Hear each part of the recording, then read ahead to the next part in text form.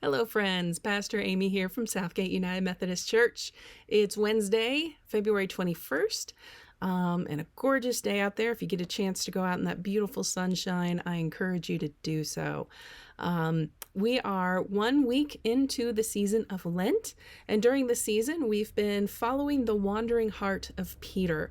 We've been journeying with Peter, as he's somebody who's so very relatable when it comes to an example of a disciple. What does it mean to follow Christ and to truly believe and rely on Him? And the story for this Sunday is a really great one. So Jesus is walking on water toward the disciples. The disciples had been in a boat out on the lake, and a storm had come, and it was really rocking the boat, and the disciples were terrified. Jesus sees them out there, so he walks across the water towards them. And when they see him coming, they freak out. They think he's a ghost. And Peter calls out to him and says, "Prove you're not a ghost. Invite me out to walk towards you." And Jesus is like, "Okay, come on out."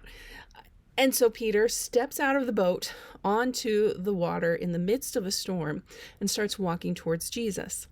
At some point, a big wind comes through and hits him and distracts him, and he's frightened. And in that moment, he starts sinking.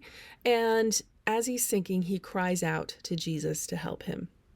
And Jesus is right there, grabs him by the arm and pulls him back up and says something along the lines of, "You have little faith," and all of that. But we are so hard on Peter for having that moment of doubt in the middle of the storm.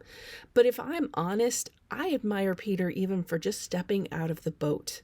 Because in this story, the ones I relate to the most are the rest of the disciples cowering in the boat, absolutely afraid. But it's Peter who even bothers to get out of the boat and walk towards Jesus.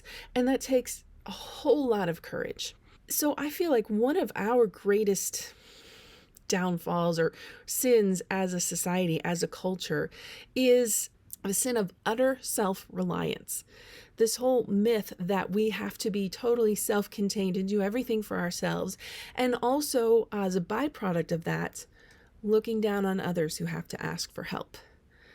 As a result, for that fear of being condemned by others, many of us stay in the boat. We don't even try to do anything extraordinary because we fear we'll fail and we won't want to ask for help. But I think that if anything, we can admire Peter in this story because not only did he have the courage to step out of the boat when things went poorly for him, when things went wrong and he started to sink, he knew exactly who would respond to his call for help. He called out to Jesus, who was right there, and pulled him out.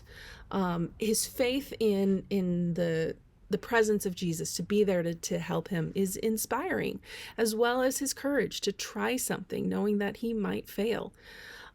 So I think that instead of looking at this story as one of Peter's failures, we can draw inspiration from Peter's courage and his willingness to ask for help when he needed it.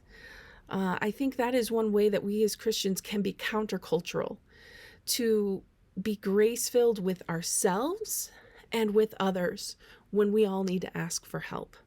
I hope you're all having a wonderful day. I look forward to worshiping with you on Sunday, talking more about Peter and how we weather the storms of life. And it's not through utter self-reliance, but it is through crying out for help. So friends, remember that God loves you. So do I. And I'll see you Sunday.